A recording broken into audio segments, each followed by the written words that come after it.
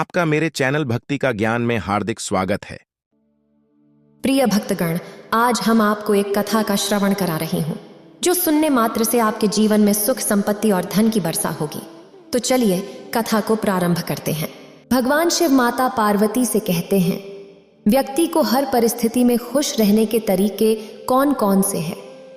फिर माता पार्वती कहती हैं, हे प्राणनाथ, मैं नहीं जानती कि व्यक्ति को हर परिस्थिति में खुश रहने के तरीके, कृपया मुझे इस संदर्भ में विस्तार से बताएं।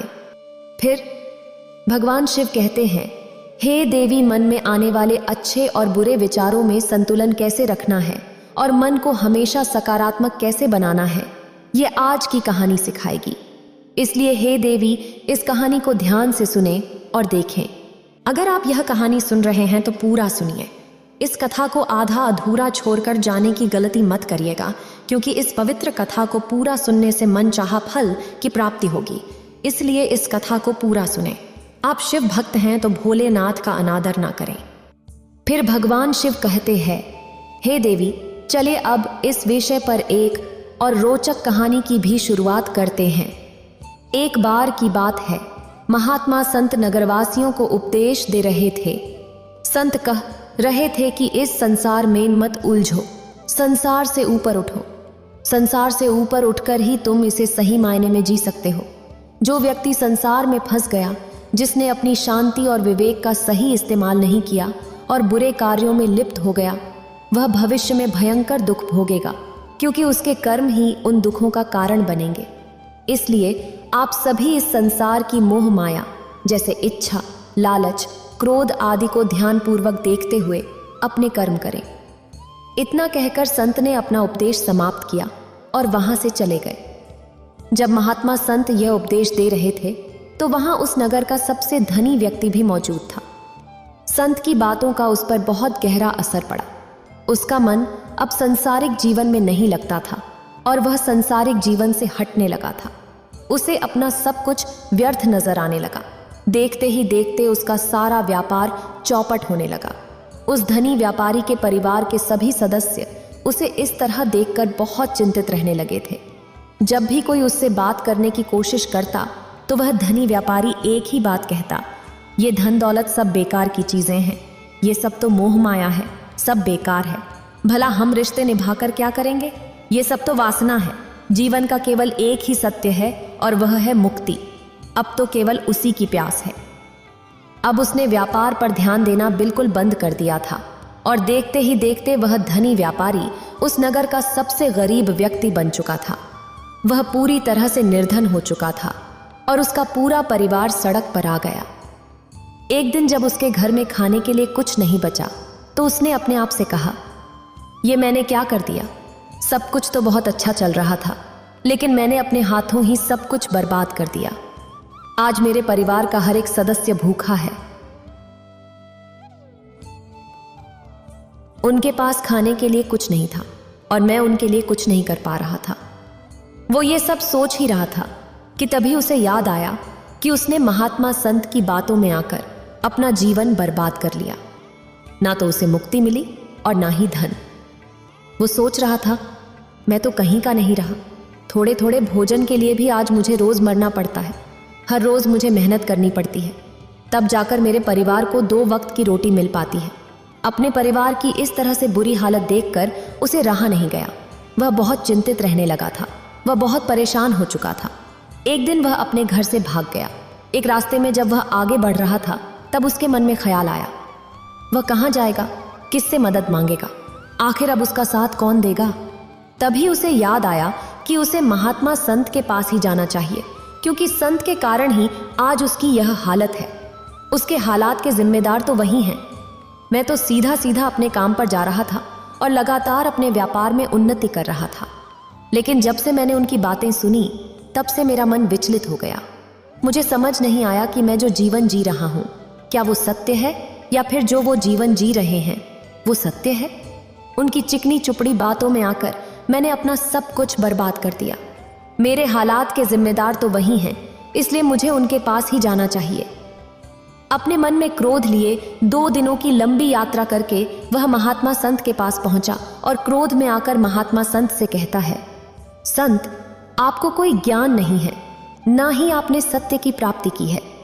आप तो केवल भोले भाले लोगों को फंसाना जानते हैं, अपनी चिकनी चुपड़ी बातों से उन्हें बहलाना जानते हैं। आप लोगों के सीधेपन का फायदा उठाकर अपनी प्रसिद्धि और अपनी प्रशंसा करवाते हैं। आप हमें ऐसे सपने दिखाते हैं जो कभी पूरे नहीं हो सकते। मैं भी एक साधारण व्यक्ति था और उस नगर का सबसे बड़ा धनी व्यक्ति था। आपसे मिलने से पहले सब कुछ ठीक चल रहा था। मेरे पास धन की कोई कमी नहीं थी, सारे ऐशो आराम थे, सारी सुविधाएं थीं। लेकिन जब से मैंने आपका उपदेश सुना, मैं आपसे इतना प्रभावित हो गया कि मैंने आपकी बातों को ही मानना शुरू कर दिया और वो सारी चीजें छोड़ दी जो मुझे संसारिक जीवन से जोड़ती थीं। अर्थात संसार की सारी मोह माया मैंने त्याग दी और आज देखिए, आपकी वजह से मेरा पूरा परिवार भिखारी बन चुका है। वो छोटी सी कुटिया में रहता है, यहाँ तक कि रोज के खाने के लिए भी हमें संघर्ष करना पड़ता है। आपकी वजह से मैं पूरी तरह से बर्बाद हो चुका हूँ। उस व्यक्ति के इतना कहने के बाद महात्मा संत बड़ी शांति से मुस्कुराते हुए उस व्यक्ति से कहते हैं, कृपया बताओ तुम्हारे साथ क्या हुआ है और तुमने मेरी बातों का क्या मतलब निकाला। इस पर वह व्यक्ति महात्मा संत को सारी बातें बता देता है। आप कहते हैं कि धन दौलत की इच्छा करना, यह कामना, ये वासना सब बुरी है। आप संसारी जीवन को बुरा कहते हैं और खुद इस संसार में आकर भिक्षा मांगते हैं। आप आध्यात्मिक जीवन को अच्छा बताते हैं, किंतु मेरा एक प्रश्न है, इस आध्यात्मिक जीवन से हमें क्या मिलता है? इससे हमें क्या लाभ? आपने कहा था कि हमें आध्यात्मिक जीवन से सुख प्राप्त होता है, लेकिन मैंने तो जब से आध्यात्मिक जीवन अपनाया है तब से मुझे केवल दुख ही मिला है। यहाँ तक कि मेरे पास जो कुछ भी था वो भी सब खो बैठा हूँ। आप लोगों को झूठा सपना दिखाकर उन्हें अंधकार में धकेल देते हैं। क्या यह वास्तविकता नहीं है? इस पर महात्मा संत मुस्कुराते हुए उस व्यक्ति से कहते हैं, बंदे, तुम बहुत दूर से आए हो, अभी तुम विश्राम करो। रात को आकर मैं तुम्हें तुम्हारे सभी प्रश्नों का जवाब दूंगा। पहले तो उस व्यक्ति ने इनकार किया, लेकिन महात्मा संत के आग्रह पर वह व्यक्ति महात्मा संत की बात मान गया और आश्रम में जाकर विश्राम करने लगा। रात्रि के बाद महात्मा संत उस व्यक्ति के पास आए और कहा, बंदे, मैंने एक व्यक्ति की बात सुनी। वह कह रहा था कि एक हाथी हवा में उड़ रहा था और वह अपने पैर तेजी से मारता हुआ हवा में और तेजी से उड़ता हुआ चला जा रहा था। उसने देखा कि एक बड़ी मछली अपने पैरों से जमीन पर चल रही थी और एक कुत्ता समुद्र की गहराइयों में सांस ले रहा था। इतना कहकर महात्मा संत शांत हो गए। वह व्यक्ति महात्मा संत से पूछता है, तथागत, उसके आगे क्या हुआ? आप चुप क्यों हो गए? महात्मा संत मुस्कुराते हुए कहते हैं, बंदे, क्या तुम्हें लगता है कि ऐसा वास्तव में हो सकता है? व्यक्ति जवाब देता है, संत, अगर आप कह रहे हैं तो यह अवश्य ही सच होगा, क्योंकि आप इतने बड़े ज्ञानी हैं। महात्मा संत फिर पूछते हैं, क्या तुमने कभी ऐसा होते देखा है? क्या तुमने किसी हाथी को परों के साथ उड़ते देखा है? व्यक्ति कहता है, नहीं तथागत, मैंने ऐसा कभी नहीं देखा। संत कहते हैं, तो तुमने मुझसे प्रश्न क्यों नहीं किया? व्यक्ति जवाब देता है, तथागत, आपके मुख से सुनकर मुझे लगा कि यह सत्य है। महात्मा संत समझाते हैं, कभी किसी की बातों पर मत जाना, बल्कि खुद विचार करो, सोचो कि उस बात में कितनी सच्चाई है। व्यक्ति कहता है, हाँ, बिल्कुल ऐसा हो सकता है। महात्मा संत कहते हैं, इसी प्रकार मैं कभी किसी को निर्धन या दरिद्र होने के लिए नहीं कहता। निर्धनता तुम्हारे विकास में बाधक बन जाती है। महात्मा संत आगे कहते हैं, जब शिष्य भोजन की आवश्यकता होती है तो वे भिक्षा मांगने के लिए निकल पड़ते हैं, लेकिन यह भिक्षा कहाँ से आती है? व्यक्ति जवाब देता है, हर कोई मेहनत करता है और उसके बदले में उसे पैसे मिलते हैं। उन पैसों से वह भोजन खरीदता है और वही भोजन वह आपको भी सौंपता है। महात्मा संत पूछते हैं, लेकिन यह धन कहाँ से आता है? व्यक्ति कहता है, धन तो सभी लोग अर्जित करते हैं। महात्मा संत समझाते हैं, यदि हर कोई भिक्षा मांगने लगे तो भोजन कहाँ से आएगा? अनाज कौन उगाएगा? व्यापार कौन करेगा? यह सुनकर व्यक्ति अचरज में पड़ जाता है और महात्मा संत से कहता है, लेकिन तथागत, आप ही तो कहते हैं कि मनुष्य की इच्छा, कामना, वासना, लालच और क्रोध ये सभी मनुष्य के विकार हैं और हमें इनसे दूर रहना चाहिए, तभी वह आत्मज्ञानी कहलाता है। महात्मा संत ने कहा, हाँ, मैं अब भी यही कह रहा हूं कि मनुष्य को इन सब चीजों से दूर रहना चाहिए। इस पर वह व्यक्ति महात्मा संत की बात काटते हुए कहता है, तथागत, या तो इसी पर चल रही है, इसके बिना भला ये संसार कैसे चल सकता है। हर किसी को पैसों की जरूरत है, बिना पैसों के वह अपने परिवार को नहीं चला सकता, वह अपने परिवार का पालन पोषण नहीं कर सकता, वह अपने परिवार के लिए भोजन नहीं ला सकता, और यदि वह पैसे नहीं कमाएगा तो वह भूखा मर जाएगा। तभी महात्मा संत कहते हैं, ये संसार इन चीजों से नहीं चल रहा, इन चीजों से बिगड़ रहा है। इस पर वह व्यक्ति कहता है, तथागत, आखिर आप क्या कहना चाहते हैं? मैं आपकी बात समझ नहीं पा रहा। संसार में इच्छा, कामना, वासना और क्रोध ही तो हैं, और जब हम इनका त्याग कर देते हैं तब हम आध्यात्मिक मार्ग की ओर आगे बढ़ते हैं, अर्थात मुक्त के मार्ग पर, यानी कि हम सन्यासी के मार्ग पर चलते हैं। महात्मा संत जवाब देते हुए कहते हैं, बंदे, लेकिन तुमने जो कुछ कहा वह भी एक बहुत बड़ा सत्य है।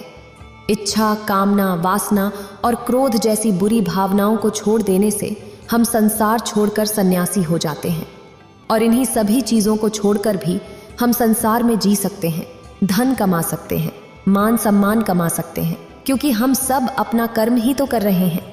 एक किसान खेती करता है, पर वह अपनी खेती बिना बुरी भावनाओं के भी कर सकता है। एक व्यापारी व्यापार करता है, और इस व्यापार में चीजों को यहां से वहां पहुंचाना होता है, और वह व्यापारी इन चीजों को बिना बुरी भावनाओं के कर सकता है। ठीक उसी प्रकार एक राजा भी अपनी प्रजा की रक्षा करता है, और वह भी अपने कर्म बिना किसी बुरी भावना के कर सकता है। और एक शिष्य इन सभी लोगों को सही प्रकार और सही कार्य करने के लिए मार्गदर्शन करता है, जो उस शिष्य का कर्म है, जो उसका कार्य है। और जो व्यक्ति जागृत होकर अपने कर्मों का सही पालन करता है, वास्तविकता में वही सन्यासी है, वही शिष्य है, क्योंकि हम जो भी कर्म कर रहे हैं वह हमारा इस संसार में रहने के लिए, जीवित होने के लिए, जीवन जीने के लिए केवल एक माध्यम मात्र ही है। उसे छोड़कर हम कुछ भी नहीं पा सकते, और हमारे सभी गुण करते हुए हमारा मुख्य उद्देश्य जागृत होना है, खुद को पहचानना है, खुद को जानना है। एक बार यदि हमारे भीतर ज्ञान का उदय हो गया, तब हम चाहे जो भी करें, वह फिर संसारी हो या सन्यासी, सब एक ही होते हैं। उस व्यक्ति ने महात्मा संत से कहा, हे संत, मैंने देखा है कि आप अपने संघ में उन लोगों को भी शामिल कर लेते हैं जो अपने परिवार, माता पिता, बीवी बच्चों को छोड़कर आए हैं। क्या आप उनसे कभी यह कहते हैं कि जाकर अपनी जिम्मेदारियां पूरी करो, धन कमाओ और वहीं रहकर आत्मज्ञान प्राप्त करो? महात्मा संत ने उत्तर दिया, क्या तुम हाथी को हवा में उड़ा सकते हो? उस व्यक्ति ने कहा, नहीं, मैं नहीं उड़ा सकता। तब संत ने कहा, केवल एक बच्चा ही हाथी को हवा में उड़ा सकता है। ठीक उसी प्रकार जो व्यक्ति जो बनना चाहता है वह वही बनेगा। जैसे किसी को राजा बनना है तो वह राजा बनेगा, किसी को व्यापारी बनना है तो वह व्यापारी बनेगा। इसी प्रकार यदि किसी को आत्मज्ञान प्राप्त करना है तो उसे सब कुछ त्यागना होगा। संत ने आगे कहा, क्या तुम सब कुछ छोड़कर आत्मज्ञान के मार्ग पर चले थे, या तुमने सोचा था कि इस रास्ते पर चलकर जीवन आसान हो जाएगा, सब कुछ अपने आप मिल जाएगा और सारे दुख दर्द समाप्त हो जाएंगे? महात्मा संत की बात सुनकर उस व्यक्ति को अपनी गलती का एहसास हुआ। वह संत के चरणों में गिर पड़ा और कहा, हे तथागत, आप सत्य कहते हैं। मैंने सोचा था कि सब कुछ छोड़कर सब मिल जाएगा और मेरे सारे दुख दर्द समाप्त हो जाएंगे। संत ने कहा, शिष्य बनना आसान नहीं है, इसके लिए सब कुछ त्यागना पड़ता है। एक एक चीज जिसे तुम प्रेम करते हो वह तुमसे दूर हो जाती है। क्या तुम शिष्य बनने के लिए तैयार हो? क्या तुम सब कुछ छोड़कर अध्यात्म के मार्ग पर आगे बढ़ना चाहते हो? उस व्यक्ति ने कहा, हे तथागत, मुझे मेरी गलती का एहसास हो चुका है। मुझे शिष्य नहीं बनना, मैं अपने व्यापारी जीवन में ही ठीक हूं, परंतु मेरे मन में एक प्रश्न शेष है। महात्मा संत ने उसे प्रश्न पूछने की अनुमति दी। उस व्यक्ति ने कहा, हे तथागत, आप कहते हैं कि धन नहीं कमाना चाहिए, पर जब प्रतिष्ठा और अहंकार हमें दुख की ओर ले जाते हैं तो संसार में यही सब तो है। यदि हमें संसारिक जीवन जीना है तो हमें यह सब करना ही पड़ेगा। महात्मा संत मुस्कुराते हुए उस व्यक्ति से बोले, बहुत सीधा और सरल, लेकिन हम उसे समझ नहीं पाते। आपके पास चमत्कार का आश्वासन नहीं है, पर आपके पास वह मार्ग है जिस मार्ग पर चलकर मैं अवश्य ही आध्यात्मिक गति प्राप्त कर सकता हूं, जिससे मेरा और लोगों का, सभी का भला होगा। हे तथागत, ये मेरी ही गलती थी कि मैंने आपकी बातों का गलत मतलब निकाला और एक व्यापारी होकर भी मैंने अपने कर्मों को छोड़ दिया और ये सोचने लगा कि अब अपने आप ही सब कुछ होगा, सब कुछ अच्छा ही होगा। लेकिन ये सत्य है कि अपने आप कुछ नहीं होता। जब हम हाथ पैर चलाएंगे, काम करेंगे, कर्म करेंगे, तभी हमें फल मिलेगा। जब हम हाथ पैर मारना छोड़ देते हैं तो नदी का बहाव हमें अपने साथ बहाकर ले चला जाता है और तब हमारे हाथों में कुछ नहीं रह जाता। और यही मेरे साथ भी हुआ है। हे तथागत, आज से मैं आपको वचन देता हूं कि मैं अपना कर्म पूरी ईमानदारी के साथ करूंगा। आपके दिए हुए मार्ग पर मैं पूरी ईमानदारी से चलूंगा। मैं आपको वचन देता हूं कि मैं एक अच्छा व्यापारी और एक अच्छा इंसान बनकर रहूंगा। मैं आत्मज्ञान के मार्ग पर अपने कर्म करते हुए आगे बढ़ता रहूंगा। इतना कहकर वह व्यक्ति महात्मा संत को प्रणाम करके वहां से लौट गया। फिर भगवान शिव कहते हैं, व्यक्ति के साथ भी कुछ ऐसा ही होता है। जब कोई व्यक्ति किसी सिद्ध पुरुष के पास जाते हैं तो उसे भी मार्गदर्शन मिलता है। फिर संत कहते हैं, क्या तुम्हें भूख लगी है? इस पर वह व्यक्ति कहता है, हाँ तथागत, मुझे बहुत भूख लगी है। तभी महात्मा संत उस व्यक्ति को भोजन करवाते हैं। उसे भरपेट भोजन खिलाने के बाद महात्मा संत उस व्यक्ति से कहते हैं, लो और खाओ, ये सब तुम्हारे लिए ही है। इसके जवाब में वह व्यक्ति कहता है, हे तथागत, मैं पहले ही बहुत ज्यादा खा चुका हूं, अब मुझसे और नहीं खाया जाएगा। मेरे पेट में अब थोड़ी भी जगह नहीं रह गई। यदि मैंने और अधिक खाया तो मेरा पेट दर्द करने लग जाएगा और फिर मुझे तरह तरह की परेशानियां होने लगेंगी। मैं परेशान हो जाऊंगा। तभी महात्मा संत मुस्कुराते हुए उस व्यक्ति से कहते हैं, बंदे, मैं भी तो तुम्हें यही समझाने का प्रयास कर रहा हूं कि जितना जरूरत है उतना ही खाओ, उतना ही धन कमाओ। जितनी तुम्हें आवश्यकता है उतना ही पर्याप्त है, क्योंकि हर चीज जब हद से ज्यादा हो जाती है तो वह नुकसान जरूर पहुंचाती है। फिर वह चाहे धन हो, इच्छा हो, लालच हो या फिर कामना या वासना, सब कुछ हद से ज्यादा आपको दुखी करेगा। इसलिए इन्हें नियंत्रण में रखना चाहिए। जितनी आवश्यकता है उतना ही चाहिए, और जब आप इसे नियंत्रण में रखते हैं तो ये कभी आपको दुख नहीं देंगे। आप हमेशा सुखी रहोगे। आगे महात्मा संत उस व्यक्ति से कहते हैं, बंदे, धन कमाना आवश्यक है, क्योंकि धन की कमी नहीं होनी चाहिए, भोजन की कमी नहीं होनी चाहिए। किसी भी कार्य को करने के लिए मन में इच्छा की कमी नहीं होनी चाहिए। लेकिन उसी के साथ तुम्हें यह भी ध्यान रखना है कि इच्छा अत्यधिक भी नहीं होनी चाहिए। मैं तुम्हें यही समझाने का प्रयास कर रहा हूँ। मैं तुम्हें यही ज्ञान देने का प्रयास कर रहा हूँ कि मध्य में रहो, ना कम ना ज्यादा। इसलिए जाओ और धन का व्यापार करो। अपने कर्म ना केवल अपना बल्कि दूसरों का भला भी करो। जब तुम अपने किए गए सांसारिक कार्यों से लोगों का भला करते हो, तब तुम में और किसी सन्यासी अर्थात किसी भिक्षु में कोई अंतर नहीं रह जाता। बस सभी के मार्ग अलग होते हैं, लेकिन मंजिल एक ही होती है। और तुम कभी मार्ग से भटक ना जाओ। इसलिए ऐसे लोगों की संगत में रहना जो तुम्हें आत्मज्ञान के सीधे मार्ग पर ले चलें, जो सांसारिक जीवन से हटकर नए जीवन में प्रवेश करवाएं, क्योंकि वे लोग बुराइयों से लड़ने में तुम्हारी मदद करेंगे। तुम्हें ताकत मिलेगी और तुम लगातार बिना विचलित हुए अध्यात्म के मार्ग पर आगे बढ़ते चले जाओगे।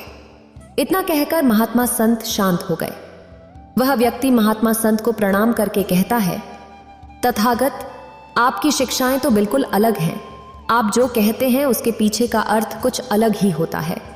पुरुष की बातें सुनते हैं तो हमें लगता है कि यह संसारी जीवन व्यर्थ है और हमने जो कुछ भी आज तक कमाया है, जो कुछ भी आज तक कर्म किए हैं, वह सब व्यर्थ है। दुनियादारी की सारी बातें बेकार हैं। हमें तो आत्मज्ञान के मार्ग पर बढ़ना चाहिए, वही सही रास्ता है। लेकिन हम कभी अपने भीतर नहीं देख पाते कि हमें आत्मज्ञान की कोई जरूरत नहीं है, क्योंकि आज हमारा वक्त बुरा चल रहा है और हमें कोई रास्ता नजर नहीं आ रहा। तब हमें आत्मज्ञान नजर आ रहा है और जब कल हमारा वक्त अच्छा होगा, हमारे जीवन में सुख होगा, तो आत्मज्ञान कहां पर होगा, ये हमें याद नहीं। इसीलिए जो आत्मज्ञान के मार्ग पर चलते हैं, उन्हें सुख और दुख से कोई फर्क नहीं पड़ता, उन्हें अपने व्यवसाय से भी फर्क नहीं पड़ता, उन्हें जीवन की झंझटों से भी फर्क नहीं पड़ता। वह तो बस आत्मज्ञान के इस्तेमाल पर खुशी खुशी चलते रहते हैं और अपनी मंजिल तक पहुंच ही जाते हैं। उसी आश्रम में एक बार की बात है, महात्मा संत अपने शिष्यों को उपदेश दे रहे थे। वे कह रहे थे कि मन ही सभी कर्मों का प्रधान है, मन ही सोच है, मन ही विचार है, मन ही शरीर है, मन ही पाप और मन ही पुण्य है, मन ही परम शक्ति तक पहुंचने का मार्ग है और मन ही शैतान तक पहुंचने का मार्ग है। मन ही सुख है, मन ही दुख है, मन ही वैराग्य है और मन ही वासना और दया भी है। मन ही क्रूरता और मन ही अस्तित्व भी है। हमारा मन ही करने और करवाने वाला है। मन की इच्छा शक्ति दृढ़ संकल्प है। मन ही डर और मन ही कमजोरी है। महात्मा संत का यह उपदेश वहां पर उपस्थित हर एक शिष्य बड़े ही ध्यानपूर्वक सुन रहा था। उन शिष्यों में से एक शिष्य ऐसा भी था जो हमेशा बहुत शांत रहता था। वह हमेशा अपनी साधना में ही लगा रहता था। वह बहुत कम बोलता और ध्यान करता। उसे किसी से कोई मतलब नहीं था। वह केवल अपने कामों से ही मतलब रखता था। तभी वह शिष्य महात्मा संत से कहता है, हे संत, यदि मन को शांत करना हो तो हमें क्या करना चाहिए? मन को साधने का सबसे आसान तरीका क्या है? इस पर महात्मा संत ने बड़ी विनम्रता से अपने शिष्य के इस प्रश्न का उत्तर देते हुए कहा, शांत हो जाओ, चुप हो जाओ, क्योंकि जो व्यक्ति चुप रहता है, केवल बाहर से नहीं बल्कि भीतर से भी उसके मन की सारी हलचल समाप्त हो जाती है। उसका मन एक निर्बल पानी की तरह हो जाता है और वह उसके आर पार बड़ी सरलता से देख सकता है, उसे समझ सकता है। ऐसा व्यक्ति ही मन को पहचान सकता है। और जो व्यक्ति मन को पहचान लेता है, वह मन को साध भी सकता है। महात्मा संत की इस बात को लेकर लोगों के अलग अलग विचार हैं, लोगों की अलग अलग विचारधाराएं हैं। महात्मा संत का यह उपदेश सुनकर वहां पर उपस्थित सभी शिष्य उस शिष्य का अपमान करने लगे, उसका मजाक उड़ाने लगे। भाई, तुम तो हमेशा ही शांत रहते हो, तुम तो हमेशा ही चुप रहते हो, तुम्हें तो हमसे कोई मतलब नहीं होता, तो तुमने अपने मन को क्यों नहीं साध लिया? लगता है कि तुम अपने मन को पहचान ही नहीं पाए। यही कारण है कि तुम अपने मन को देख नहीं पा रहे हो। कहीं ऐसा तो नहीं कि तुमने अपने मन पर विजय प्राप्त कर ली है? एक शिष्य ने तो उस शिष्य से कहा, भाई, आखिर तुम क्या जानते हो अपने मन के बारे में? हमें भी तो बताओ, क्या तुम्हारा मन तुम्हारे नियंत्रण में है? उन सभी शिष्यों की यह बात सुनकर वह शिष्य कुछ ना कह सका और बिल्कुल शांत रहा। उसे इस बात का एहसास हुआ कि वह भले ही शांत रहता है, चुप रहता है और केवल अपने कामों से मतलब रखता है, लेकिन फिर भी वह अब भी उतना ही अज्ञानी है जितना कि बाकी सभी शिष्य, क्योंकि उसके पास उन सभी शिष्यों के किसी भी प्रश्न का कोई उत्तर नहीं था और इसी कारणवश उस शिष्य को अपनी अज्ञानता का बोध हो रहा था। अपनी अज्ञानता के बारे में जानकर उसे बड़ा दुहक हुआ, जिससे उसके मन में ये सारे विचार चलने लगे थे। वह इन्हीं सभी प्रश्नों के बारे में सोचते हुए एक मार्ग से होकर गुजर रहा था। उसका पूरा ध्यान केवल अपने विचारों पर था। अचानक सामने से एक घुड़सवार आ रहा था और उसने शिष्य पर ध्यान नहीं दिया। शिष्य घोड़े की चपेट में आकर घायल होकर गिर गया। जमीन पर गिरते ही शिष्य को अत्यधिक क्रोध आ गया। वह खड़े होकर घुड़सवार को अपशब्द कहने लगा और तरह तरह की बातें सुनाने लगा, यहां तक कि वह घुड़सवार को थप्पड़ तक लगाने जा रहा था। तभी अचानक उसे एहसास हुआ कि वह एक शिष्य है और यह उसके धर्म के विरुद्ध है। उसे लगा कि वह क्या करने जा रहा था, यह उसकी मर्यादा के विपरीत है। वह सोचने लगा कि उसने यह कैसे कर दिया। उसने घुड़सवार को अपशब्द कहे और तरह तरह की बातें कहीं। आखिर उसने यह क्या कर दिया? जब उसे अपनी गलती का एहसास हुआ तो वह चुपचाप अपने कपड़े झाड़कर वापस लौट पड़ा। आश्रम पहुंचने के बाद आश्रम के एक कोने में बैठकर वह अपनी इस स्थिति के बारे में सोच रहा था। उसे समझ नहीं आ रहा था कि आखिर एक शिष्य होने के बाद भी उसने क्रोध कैसे किया। उसने उस व्यक्ति को अपशब्द कैसे कहे और यहां तक कि वह उस पर हाथ भी उठाने जा रहा था। यदि वह भीतर से शांत होता तो ऐसा कुछ भी नहीं होता। तभी उसने देखा कि महात्मा संत वहीं से गुजर रहे थे और वह तुरंत ही उनके पास पहुंचा। वह बहुत भावुक हो चुका था और उसकी आंखों से आंसू बह रहे थे। उसने महात्मा संत को प्रणाम किया और पूछा, हे संत, क्या हमारे भीतर हमारे अलावा कोई और भी रहता है जिसे हम नहीं जानते, जिसके आवेश में आकर हम गलतियां कर बैठते हैं और हमें उसका होश तक नहीं होता, और जब उसका एहसास होता है तो हमें तकलीफ होती है? महात्मा संत ने उत्तर दिया, हमारे भीतर हमारे अलावा हमारा मन भी रहता है, लेकिन देखो, हम अपने मन से जितना अनजान हैं उतना ही हम अपने आप से भी अनजान हैं। हम और हमारा मन एक साथ होते हुए भी दोनों अपरिचित हैं। हमें दोनों का कोई ज्ञान नहीं है। शिष्य ने फिर पूछा, हे संत, लेकिन क्या इसके अलावा भी मैं कुछ और हो सकता हूं? क्या मैं कुछ ऐसा हो सकता हूं जैसा मैं दिख नहीं रहा, या फिर जैसा मैं दिख रहा हूं मैं वैसा हूं नहीं? क्या मैं वास्तव में उसके विपरीत हूं? महात्मा संत ने शिष्य की सारी बातें ध्यानपूर्वक सुनी और समझ गए कि उनका शिष्य आत्मज्ञान के बहुत करीब पहुंच चुका है। उसे बस एक सही मार्गदर्शन की आवश्यकता है, क्योंकि वह शिष्य स्वयं से सोचने और समझने की शक्ति पैदा कर चुका है। महात्मा संत मुस्कुराए और अपने शिष्य से बोले, वास्तव में हम अपने आप को बिल्कुल भी नहीं जानते। हमारे बारे में जितनी भी जानकारी है वह सब समाज द्वारा हमें दी गई है। हमारे विचार, भावनाएं, सब कुछ समाज से ही मिला है। यहाँ तक कि हमारी मानसिकता भी समाज के वातावरण की वजह से ही है। इसी कारण कुछ लोग बहुत बोलते हैं और कुछ लोग शांत रहना पसंद करते हैं। कुछ लोग क्रूर होते हैं, कुछ दयालु, कुछ विरोधी होते हैं, तो कुछ सरल स्वभाव के। हर कोई कुछ न कुछ अवश्य है, लेकिन जिस भावना की प्रबलता हमारे भीतर सबसे ज्यादा होती है वही हम ऊपर से दिखाई देते हैं। जैसे तुम ऊपर से बहुत शांत दिखते हो, लेकिन यह जरूरी नहीं कि तुम भीतर से भी शांत हो। महात्मा संत की यह बात सुनकर शिष्य ने पूछा, हे संत, तो मुझे खुद को जानने के लिए क्या करना होगा? मैं खुद को कैसे पहचान सकता हूं? इस पर महात्मा संत ने कहा, बंदे, इसका जवाब मैं पहले ही तुम्हें दे चुका हूं। शांत हो जाओ, चुप हो जाओ, क्योंकि जितना तुम चुप हो जाओगे उतनी ही शांति तुम्हारे भीतर भी उतर जाएगी, और जितनी शांति तुम्हारे भीतर होगी उतना ही तुम अपने आप के करीब आओगे। तब वह शिष्य संत से कहता है, हे संत, आप तो जानते ही हैं मैं हमेशा चुप रहता हूं। मैं केवल अपने कामों से मतलब रखता हूं। न मुझे ज्यादा बोलना पसंद है और ना ही मैं ज्यादा लोगों के साथ रहता हूं। मैं हमेशा शांत रहता हूं, फिर भी मैं अपने आप को क्यों नहीं जान पा रहा? मैं अपने आप के करीब क्यों नहीं आ पा रहा? इस पर महात्मा संत ने बड़ी शांति से अपने उस शिष्य से कहा, बंदे, तुम ऊपर से चुप जरूर हो, लेकिन भीतर से तुम्हारे अंदर वह शांति नहीं है।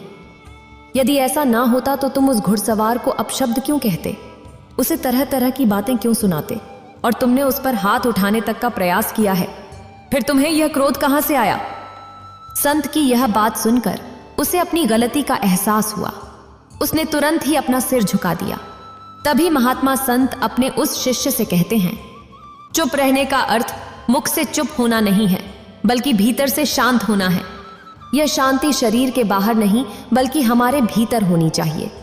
हमारे भीतर इतनी शांति होनी चाहिए कि जब भी तुम्हारे भीतर क्रोध उठे तब भी तुम अपने आप को देख पाओ, समझ पाओ कि आखिर क्या हो रहा है, यह सब क्या घट रहा है। तुम यह जान सको कि तुम क्रोध करने वाले नहीं हो। यदि तुम यह नहीं जान पाओगे तो वह अनजान जो तुम्हारे भीतर बैठा हुआ है वह तुमसे क्रोध करा लेगा। चाहे जैसी भी परिस्थिति होगी वह तुम्हें उसमें ढाल ही देगा और तुम कुछ नहीं कर पाओगे। तुम एक असहाय की तरह केवल देखते रह जाओगे, और जब वह परिस्थिति गुजर जाएगी तब तुम्हें उस परिस्थिति का एहसास होगा और तुम्हें पीड़ा होगी, दर्द होगा। आज तुमने क्रोध किया है, हो सकता है कि कल तुम कामवासना में भी लिप्त हो जाओ और तुम्हें पता भी न चले। हे संत, आप ही मुझे कोई रास्ता दिखाइए, आप ही मेरा मार्गदर्शन कीजिए। मैं सोचता था कि केवल चुप रहने से ही मैं सत्य की प्राप्ति कर लूंगा, आत्मज्ञान की प्राप्ति कर लूंगा, लेकिन केवल चुप रहने से मैं अपने आप को भी नहीं जान सका, और आज मेरा यह भ्रम भी टूट गया है। मैं यह जान चुका हूं कि जब मैं खुद को ही नहीं जान पाया तो आत्मज्ञान की प्राप्ति कैसे करूंगा। हे संत, मेरे भीतर कोई और भी है, कोई ऐसा मित्र है जिसे मैं नहीं जानता। कृपया मेरी उससे पहचान कराइए। हे तथागत, मुझे सही राह दिखाइए। इस पर महात्मा संत मुस्कुराने लगे और अपने शिष्य से बोले, बंदे, जानते हो इसके लिए तुम्हें सबसे पहले अपना यह स्वभाव छोड़ना होगा। जैसे कि तुम बाहर से शांत नजर आते हो, लेकिन भीतर से तुम शांत नहीं हो। यही कारण है कि तुम अपने आप को शांत समझते हो, लेकिन वास्तव में शांत नहीं हो। इसलिए किसी ऐसी एकांत जगह पर जाओ जहां तुम्हारे अलावा कोई न हो। वहां जाकर जो तुम्हें बोलना है बोलो, चिल्लाना है चिल्लाओ, चीखना है चीखो। जो तुम्हारा मन करे वह कहो, जब तक कि तुम पूरी तरह से थक न जाओ, जब तक कि तुम्हारे भीतर से शब्द निकलने बंद न हो जाएं।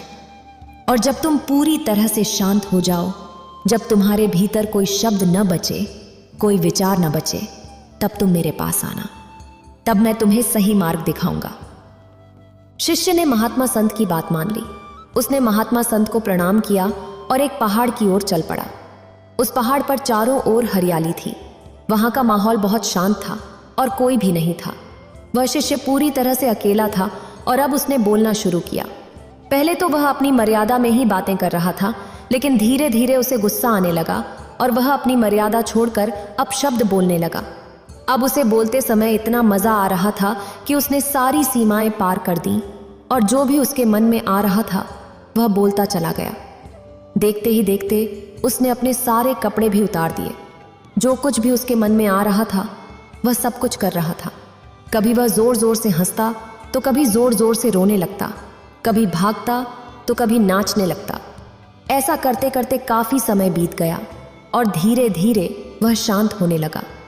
अब उसके मुख से अपशब्द नहीं निकल रहे थे। उसका शरीर भी थकने लगा था और जिस आवेश में आकर उसने गलती की थी वह भी अब गायब हो चुका था। उसी अवस्था में वह लड़खड़ाते हुए महात्मा संत के पास पहुंचा। महात्मा संत ने जब अपने शिष्य को इस अवस्था में देखा तो वे बहुत प्रसन्न हुए। उन्होंने अपने शिष्य को आश्रम के बाहर हरी घास पर लिटा दिया, जहां चारों तरफ हरियाली थी। ठंडी ठंडी हवाएं बह रही थीं। ऊपर आसमान में तारे टिमटिमा रहे थे। वशिष्ठ कुछ पूछ पाता इससे पहले ही महात्मा संत ने शिष्य से कहा, कुछ मत पूछो, बस शांत होकर इस नज़ारे का आनंद लो और भीतर उठने वाली असीम शांति को महसूस करो। शिष्य ने संत की बात सुनी और आसमान में तारों की ओर देखता रहा। देखते ही देखते चांद भी निकल आया। उसने अपने भीतर असीम शांति महसूस की। भीतर एक ऐसी चुप्पी थी जो कुछ बोलने के लिए तैयार ही नहीं थी। वह घंटों तक यूं ही उस घाट पर पड़ा रहा और नज़ारे का आनंद लेता रहा। वह अपने भीतर शांति को महसूस करता रहा। सब कुछ देखने के बाद वह उठा और महात्मा संत के पास पहुंचा। उसने कहा, संत, मैंने आज तक इतनी शांति प्राप्त नहीं की है। आज मैं बहुत अच्छा और हल्का महसूस कर रहा हूं। लगता है जैसे मुझे एक नया जीवन मिला है। लेकिन संत, मैं अभी भी अपने आप से अनजान हूं। मैं अब तक अपने आप को नहीं जान पाया। इस पर महात्मा संत ने कहा, यदि तुम्हारी नजरें समुद्र की लहरों पर होंगी तो तुम्हें हलचल ही नजर आएगी। जो लहरों में फंस गया वह समुद्र की गहराई तक कभी नहीं जा पाएगा और समुद्र की भीतर की शांति का अनुभव नहीं कर पाएगा। अभी तो तुम्हारे ऊपर की बहती हुई लहरें शांत हुई हैं, जो समुद्र के ऊपर दिखाई देती हैं।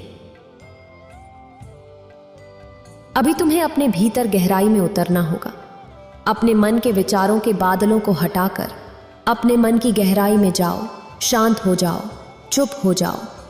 जितना तुम चुप रहोगे, विचार उतनी जल्दी आकर चले जाएंगे और तुम अपने आप को पहचान पाओगे। जितना तुम अपने विचारों से लड़ने का प्रयास करोगे, उतना ही ये विचार तुम्हें परेशान करेंगे और उलझा कर रखेंगे। ध्यान से देखने का प्रयास करो। इन विचारों के पीछे, इन लहरों के पीछे तुम ही तो हो। शिष्य समझ चुका था कि महात्मा संत उसे क्या आदेश दे रहे हैं। उसने तुरंत ही महात्मा संत को प्रणाम किया और उनसे आज्ञा ली। उसके बाद वह खुद की खोज के लिए निकल पड़ा। दिन बीत गए, महीने बीत गए और साल भी बीत गए।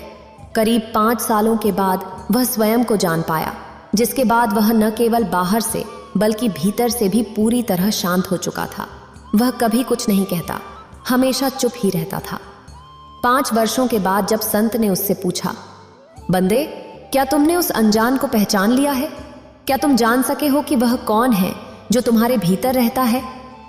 इस पर वह शिष्य मुस्कुराने लगा और महात्मा संत से कहता है, हे संत, भीतर और बाहर हर जगह आप ही तो हैं और मैं आपके चरणों में बैठा हुआ हूं। यह सुनकर संत ने उसे चेतावनी देते हुए कहा, बंदे, वह मैं नहीं हूं, वह तो तुम्हारा मन है जिसके चरणों में तुम बैठे हुए हो।